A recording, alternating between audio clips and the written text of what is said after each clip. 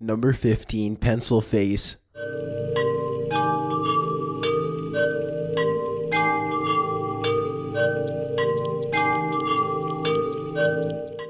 SCAD Shorts is a channel that was active around 2007 to 2008. Their description reads, a monthly series of shorts by the Danny Dwarves. Nearly every video posted to their channel is disturbing, confusing, or weird in some way. This video posted in May 2008, however, is one of their most popular and most disturbing. The video currently holds over 1 million views and has made the rounds through Reddit, 4chan, and even Facebook. The short 3-minute video begins with a young girl in an empty lot who comes across a life-size pencil with a shrouded and shocking face. A slow, childlike song plays over the scene as the girl picks up the pencil and draws a large cake. The cake becomes real and she squats down to eat the dessert.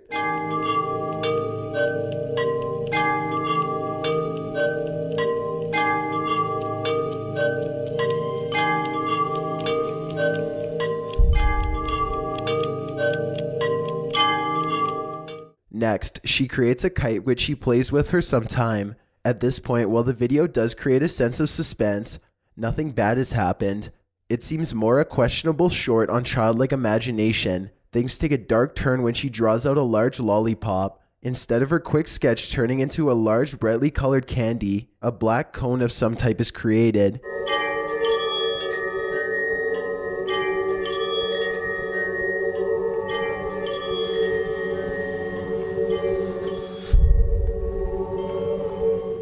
The large black circle with a pointed back makes the sound of a large drum. The girls walk forward to inspect the dark mass. She looks back at her pencil friend with disappointment clearly sprawled on her face. When she turns back towards the black hole, she is pulled in by some force of suction. The remaining seconds of this video feature Pencil Face silently looking at the black hole with his disturbing and somewhat comical smile.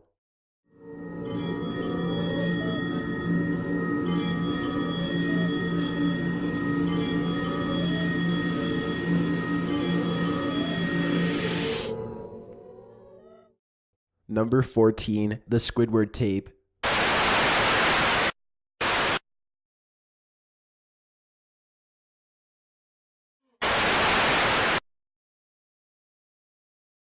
One of the most popular aspects of online horror is creepypastas. The Creepypasta Wiki has made it simple for anyone to log in and write a bone-chilling horror story. Most of these shorts go viral, turning from a work of fiction to an urban legend. Jeff the Killer, Slenderman, and many more modern legends originated on the Creepypasta Wiki. Another great aspect of creepypastas is all the fan art that comes out of them. Users all over the web paint, sketch, and produce artwork in honor of their favorite scary stories. Squidward's Suicide is a popular story from a few years ago that claims that a Nickelodeon Studios intern came across a lost tape from the animated series SpongeBob SquarePants. The tape was labeled Squidward's Suicide, and the episode was apparently horrifying. Squidward plays a concert that doesn't go well, and later he has sort of a mental breakdown. In between frames, there was allegedly pictures of a lifeless child. By the end of the disturbing and distorted episode, Squidward places a gun in his mouth and pulls the trigger. Of course, it's safe to assume this was just a brilliantly made-up story by a creative writer. There are several fan-made versions of the supposed lost episode. While they are all disturbing in their own way, this upload by the 7 Hun titled Red Mist Lost Episode, aka Squidward's Suicide, is perhaps the most unsettling and realistic. The quality of the footage, the audio, and the images presented are enough to fill your nightmares for at least a month. The distorted and confusing nature of the video puts the viewer at unease.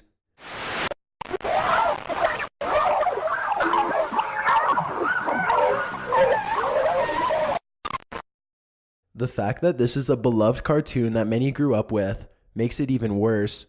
Number 13. Haunt. This short 4-minute video was created by YouTuber Emperor Glenniff, who describes himself as a young man from West Sussex in England into writing, acting, and directing films or animations. Haunt was uploaded in 2006 and currently has over 500,000 views. The video follows a doll with dark eyes locked away in a small cottage. The doll seems upset or distraught, although it is unclear why. From her bedroom to a dark hallway, we follow the doll as a slow acoustic version of Pink Floyd's "Is There Anybody Out There" plays over the scene.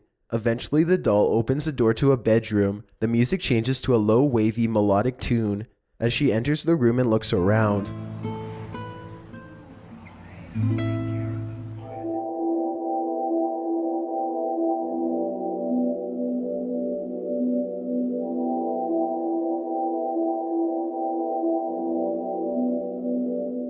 She climbs into her bed and continues looking around before things pick up. The doll looks outside and there's a sharp sound which elicits a jump scare.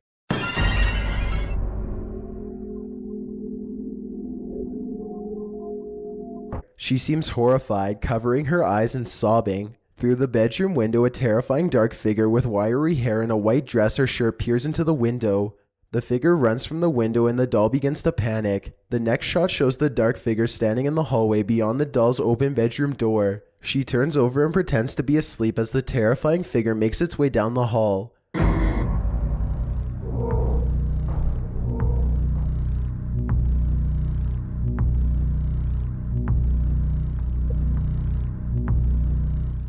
The screen cuts to black and a few seconds pass before a successful and bone-chilling jump scare. The creator mentioned in the description that the stop-motion short was based on the nightmares of his younger brother. Number 12. Light is Calling.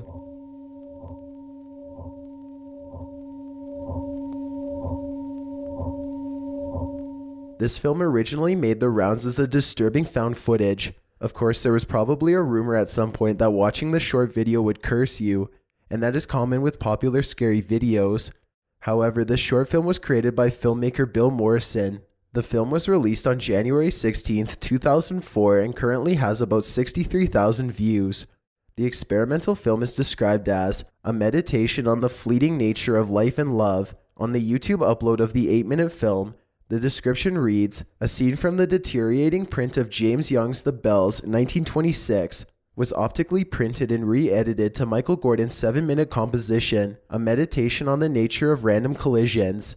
Despite the initial horror of this being a found footage, the art style and vintage feel does add a disturbing factor to the short. The haunting music and poetic description also gives the viewer a sense of uncertainty and horror.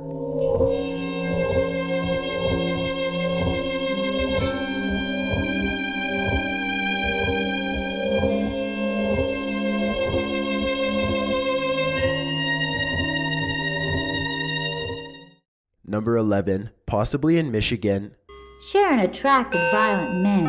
Strangely, she had a way of making the violence seem like it was their idea.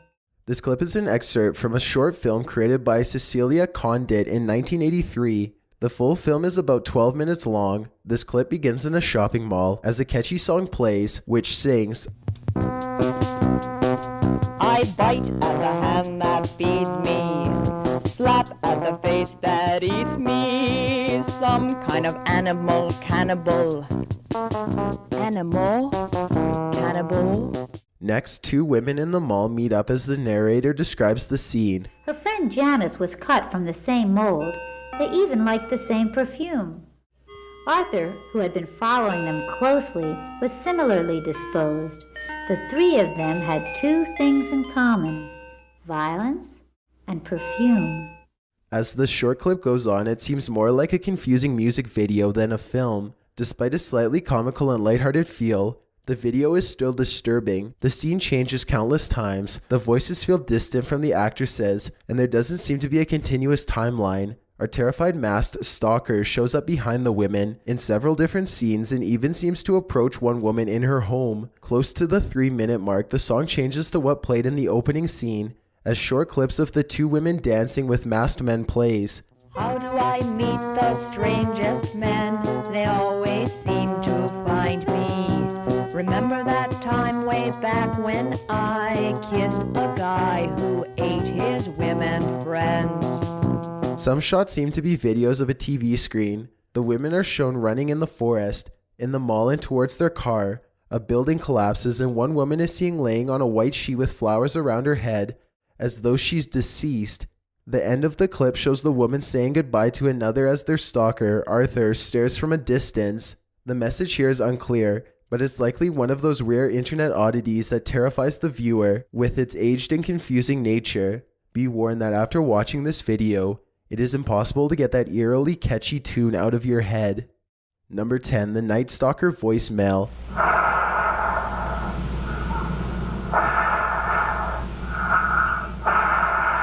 Though the Night Stalker pseudonym has been used for several killers and characters in modern media, the original Night Stalker was a rapist and serial killer active from 1978 to 1986. Also known as the East Area Rapist, the Diamond Knot Killer, and the Golden State Killer. This unknown deviant was active mostly on the East Coast. During his spree, he raped and abused over 12 women.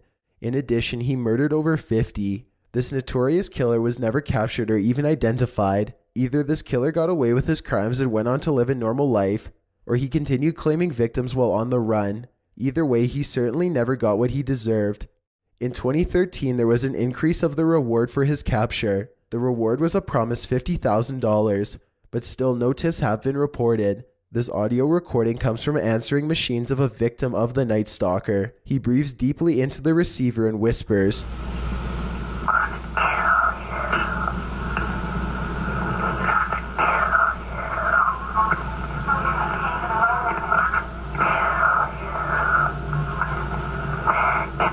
In the background of this voicemail, other voices can be heard, implying it was sent from a public place or around witnesses that knew of his crimes.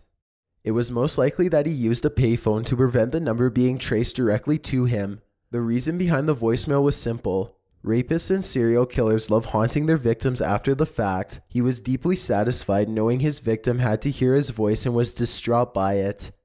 Number 9. Ted Bundy. This serial killer has become a household name. It's rare to meet someone that doesn't know who the notorious Ted Bundy is. In case you're one of the few though, Ted Bundy was an American serial killer, kidnapper, rapist, burglar, and necrophile. He confessed to killing over 30 young women and girls, though the actual victim count could be much higher and is unknown to this day. A sick mind like this, that goes down in history, is more rare than you'd think. To this day, there are people that adore and deify Ted Bundy. Despite his twisted crimes, Bundy was sentenced to death in July 1979. Nearly 10 years later, before his execution, Bundy gave this final chilling interview. In this interview, Bundy explains that he was the all-American boy with a dark secret. When victims met him, he was clean, polite, friendly, and approachable. That basically, I was a normal person. I wasn't some guy hanging out at bars or a bum. I wasn't a pervert in the sense that, people look at somebody and say, I know there's something wrong with them, and just tell. He goes on to explain that the motive behind his crimes was a severe addiction to sex and violence. He claims that the media influenced a desire to be sexual and violent. Bundy was addicted to pornography for many years before the outlet no longer satisfied his fantasies. He eventually acted on his dark, lustful thoughts, which led to his actions spiraling out of control. Once you become addicted to it, and I look at this as a kind of addiction.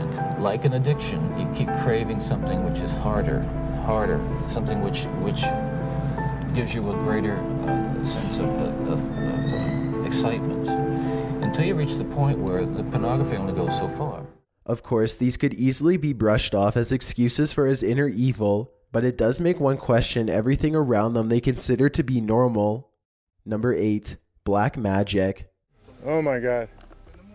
The healers had come upon nearly 100 objects, buried as part of a hexing ritual. My God, look at that. That's unbelievable. This video comes from a short National Geographic documentary on the Sonora Witch Market. The market, located in Mexico City, is a vast outdoor bazaar dedicated to witchcraft, potions, rituals, sex, and art. While most of the scenes in this short film are just of the market itself filled with food and affordable witchcraft materials, there are some scenes that many may find unsettling. Once the crew travels into the mountains, they discover over 100 items wrapped and buried as part of rituals. Many of the objects were related to hetch rituals, which are used to bring bad luck, bad health, and tough times upon victims of the rituals. Every object buried represented one person affected by the hexes. If you believe in black magic, it is a disturbing sight. Even if you don't buy the bit of witchcraft, imagine all the people that traveled to the Sonora market in search of a ritual to deeply afflict someone that did them wrong. The people, men, women, children who were captured, so to speak, in those objects that are intended to break up marriages or break up relationships or to bring people together or more nefariously to kill people and end people's lives. That was a horrible thing. Jeez. Number 7. Types of schizophrenia, a day in the life. You are about to experience a brief simulation of a psychotic episode in a patient with schizophrenia. More popularly known as the schizophrenia simulator, This video was created by Janssen, a pharmaceutical company, in an effort to raise awareness and show the importance of schizophrenics sticking to their meds. The video is filmed in the first-person point of view and starts out innocently enough. A man is waking up and getting ready for his day. He brushes his teeth, reads the paper, and has a cup of coffee. Passing cars, children outside, and a lighthearted music can be heard over this bright morning. The scene cuts to a man lying in bed in what seems to be the middle of the night. Voices can be heard saying, "Worthless. He's waking up now. Oh, the phone woke him up. Don't answer. They'll know who you are. You're a waste of space. Why are you so stupid? A waste of our time. Stupid. So stupid." The phone rings in another room and the voices go on warning him not to answer and continuously put him down. He answers the phone, though the call seems distorted. A woman is heard on the other line talking about rain and pizza, but it's unclear her exact message. Rain! It's Something rain. wrong. Weather. Now to get pizza. Poison. Coming for you. Pizza. He's hanging up. Do you hear me? Don't eat. Out to get you. The audio of the phone call and the voices begin to overlap. He sits down to watch TV. A news anchor describes two suspects in a robbery. The voice claims they know about you, despite nothing in the report being about our main character. A single voice chimes in, it's time for meds, but the other voices argue that he should not take them. And in other news, officials have closed the northbound Time for lane meds. Don't do that. due to a water main break. He walks into the kitchen and picks out the same paper from the morning before. The headline is changed to read, "Don't leave the house." Even the photo of a man that was smiling before seems to be scowling or frowning now. The voices overlap more. A cup of coffee transforms to black sludge. The weatherman on the TV even looks towards the camera and calls the man worthless. Something wrong. You know what, Chuck? There's just no stopping the weekend weather. You hear that, worthless? Weather's coming to get Something you. wrong. A pizza man knocks on the door. Likely this is what the caller was explaining. However, as the call was very unclear, the voices exclaim that he did not order pizza, and this person is there to hurt him. You're stupid to open that door. He has to open the door now. Here you go. Don't do it. You'll be in trouble. Poison. This is for you. Despite the voices, he accepts the pizza, and the voices warn the pizza man is part of the plot. He returns to the TV where the news anchor continues to shame the man. Today's activities calendar. And you need some activities, especially when you're lazy and you sleep too much. Stop staring at me. Someone begins unlocking the back door as the voices overlap more. The scene is dark and the man can be heard breathing heavily. A woman comes in with a bag of groceries and explains that she called earlier to tell him she ordered a pizza. She notices he has missed his dose of medication. Well, it's not too late to take it now. Let's get back on track. She walks into the other room and opens a window while discussing what a beautiful day it is. The scene brightens up and the voices are silenced. The most terrifying part of this video is that it's not some horror film from Hollywood. It's not even a fictional scary story. It's an example of what some people are living with every day. Useful resources for mental illness will be linked in the description. Number 6, Psycho Child. Okay. And what are you trying to do to your brother? Kill him. Why do you want your brother to die? Because I was hurt so bad, and I don't want to be around people. This 12-minute clip was taken from the 1990 documentary titled Child of Rage. The documentary followed a young girl named Beth Thomas. Beth was adopted after being removed from a severely abusive home. After her adoption, she showed signs of rage and violence towards others. Beth was diagnosed with reactive attachment disorder, a disorder that often portrays children as murderous psychopaths. However, the disorder is described as a child's failure to form normal attachments to primary caregivers in early childhood. Abuse or neglect can often lead to reactive attachment disorder, and while many show signs similar to Beth Thomas, other signs are unusual reactions to social situations, such as not forming healthy bonds or forming overly close bonds with strangers. In this case, Beth abused her brother so badly that he was sent to the hospital multiple times, often from stab wounds. In this clip, she explains that she wants to murder her brother, stick pins into her adoptive mother and father, kill her pets, and she even admits to killing several baby birds. Okay. Who else would you like to stick pins into? Mommy and Daddy. What would you like to have happen to them? Die. And what do you do to the animals, Beth? stick them with pins. Do you stick them a little bit or a lot? A lot. What are you trying to do to the animals, Beth? Kill them. At one point in the interview, she states, "I was hurt so bad, I don't want to be around people." While many see this video and believe Beth to be evil deep down, these behaviors are only a result of long-term abuse. Beth was beaten and sexually abused for most of her young life. Luckily, after intense therapy, Beth went on to recover from her disorder.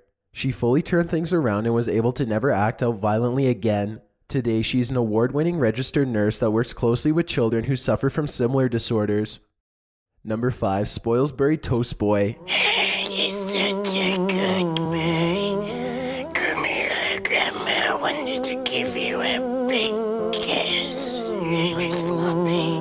It seems every creepy video list we create, David Firth always lands the spot. This famous creator of Salad Fingers and Crooked Raw brings a twisted, sick, confusing, yet highly entertaining form of art that has never been seen before. Though the animator's YouTube channel only has about 700,000 subscribers, his videos rack up millions of views and he has been recognized for his work on Adult Swim and other mainstream platforms. This video, Spoilsbury Toast Boy, was created in 2004 and uploaded to First's channel in 2009. While it is not one of his more well-known works, it still has over 2 million views. The comments are filled with horrified and intrigued viewers both praising and damning Firth for his ability to unsettle even the bravest of horror fans. The 3-minute-long video features a young boy interacting with his shaky, decrepit grandmother and what we can assume to be hallucinations. The young boy walks into a room where his grandmother sits in a rocking chair. There's a low classical song as background music that throws the viewer back to a time they don't remember. The boy drops what appears to be a pill bottle, and his grandmother asks for a big sloppy kiss. The roach-like humanoids in sweaters pop into screen and tell the young boy not to listen to his grandmother. Don't listen to her. She's a witch. The video glitches and the scene turns bright red. We zoom into the child who seems distraught and even horrified. The short goes on and the boy travels out to get special leaves for his grandma. When he comes home, their small home is filled with smoke. The boy ventures into the house, stopping to puke a black substance. He discovers that his grandma has been pushed into the fire. The roach pops out to exclaim, "I did it." The scene transports to a white room full of openings. The roaches pop out of cubicles and question the boy about his hallucinations. They go on in a conversation that seems to be like a doctor making an over-the-phone appointment. Great, sir, yes? How does 9:41 sound for you, sir? Okay then, sir, we'll see you then, yes? But just remember, sir, we're the good beetle. The video ends there, but of course, this is only the first in a deeply disturbing series. One YouTube commenter even said, "I'm schizophrenic and this is pretty much horrifying, yet it reminds me of myself." Number 4, Val. Hello, Tyson. This filmmaker has not been active in over a year, though the content on his YouTube channel is highly underrated. Ben Wheel's YouTube channel has a handful of disturbing animations. Despite the confusing and visually horrifying nature of these videos, they only have about 20,000 or less views. Those that do not seem to frequent his channel have stated that these works make David Firth's creations look innocent.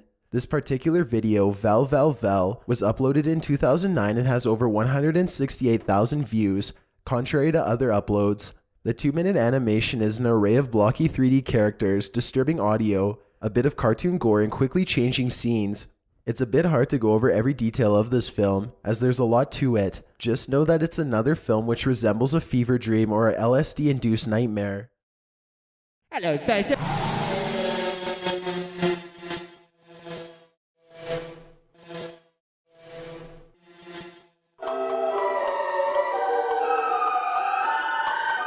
The imagery used is unsettling on its own, but the added movement and audio makes the short truly horrifying. However, a few scenes are actually more funny than scary, which really changes the feel of the video and makes those few terrifying scenes all the more chilling. While Ben Wheel does have a website at benwheel.com, there doesn't seem to be too much more information on him. His website immediately opens with an unsettling animation and deep ringing noise, and the only links featured lead back to his YouTube uploads.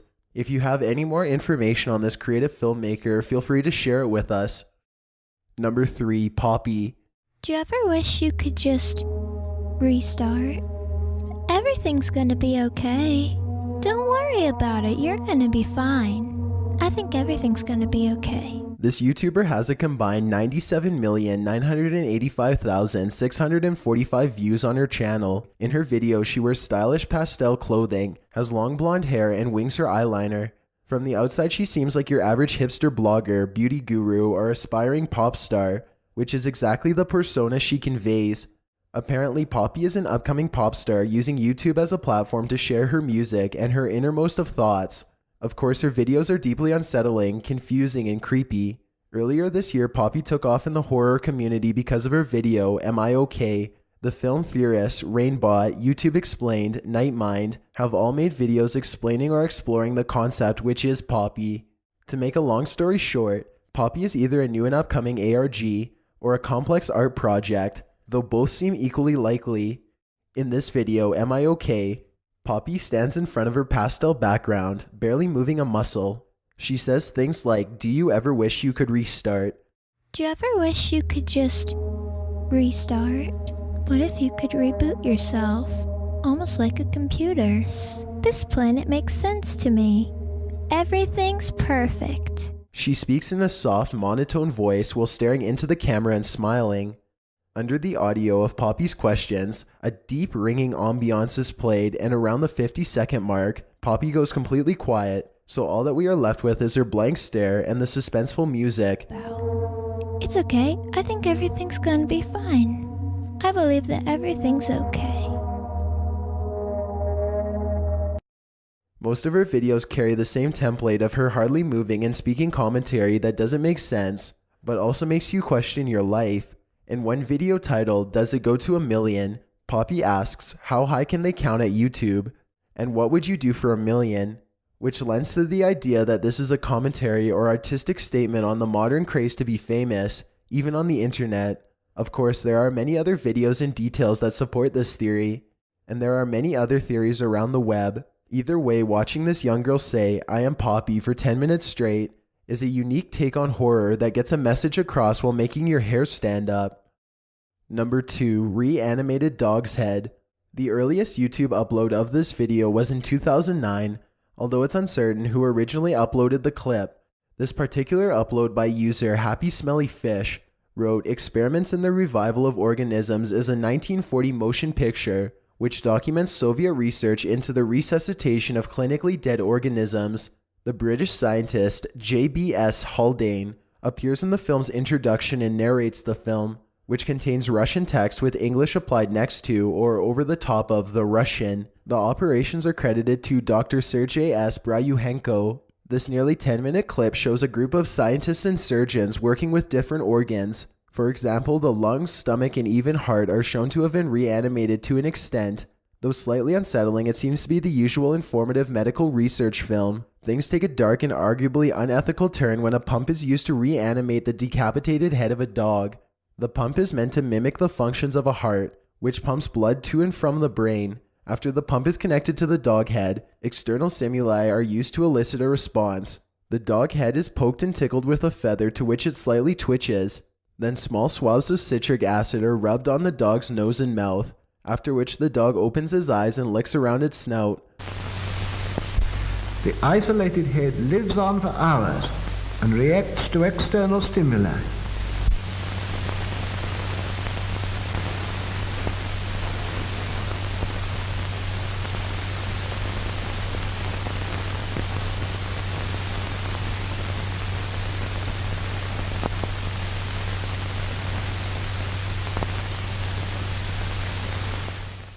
Seeing the movement on a dog with no body is eerie to say the least. When a hammer is slammed on a surface, the dog responds by looking towards the noise.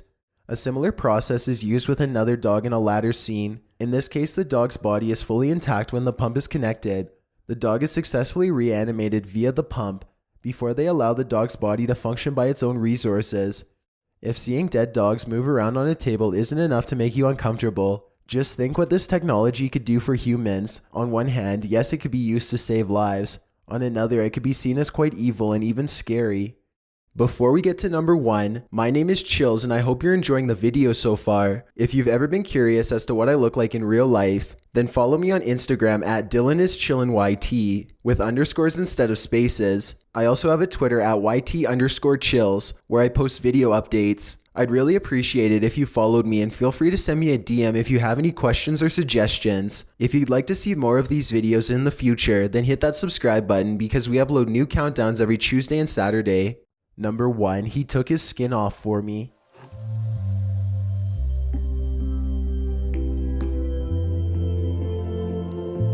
See everything. He was beautiful. This short film, while disturbing, is actually a powerful work of art. The 11-minute film was created by Ben Aston, based on a short story by award-winning writer Maria Hummer. The synopsis of the film reads, "The story of a man who takes his skin off for his girlfriend and why it probably wasn't the best idea. In this twisted modern-day fairy tale, a man removes his own skin for the woman he loves, believing it's what she wants him to do. And she does, at first. But his action soon proves to have dire consequences. Small things like stains, things they can handle. But before long it becomes clear their relationship will never be the same again. There have been countless re-uploads of the short, but the official film was posted to Ben Aston's Vimeo page in 2015.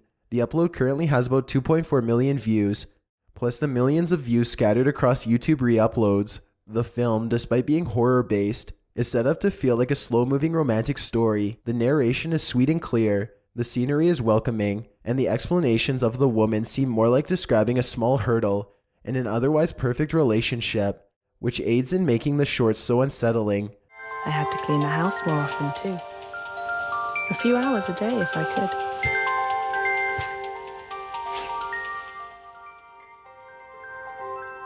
The least I could do.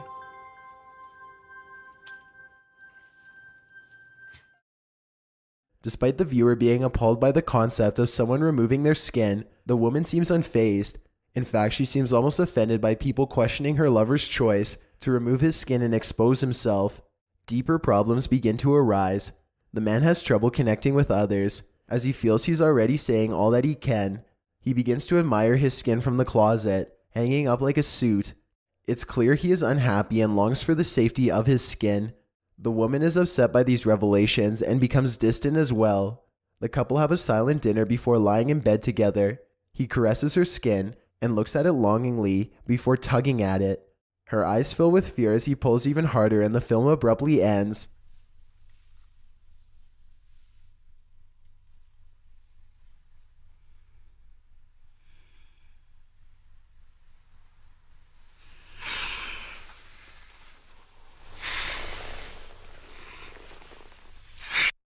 Everyone has a different theory about this message of this film and the result of its end. We suggest that you view it for yourself and form an opinion on this sinister yet perplexing short. Thanks for checking out this video. Be sure to subscribe because we upload new countdowns every Tuesday and Saturday. Or if you're still not convinced, here are some of our other videos that I think you'd like. Enjoy!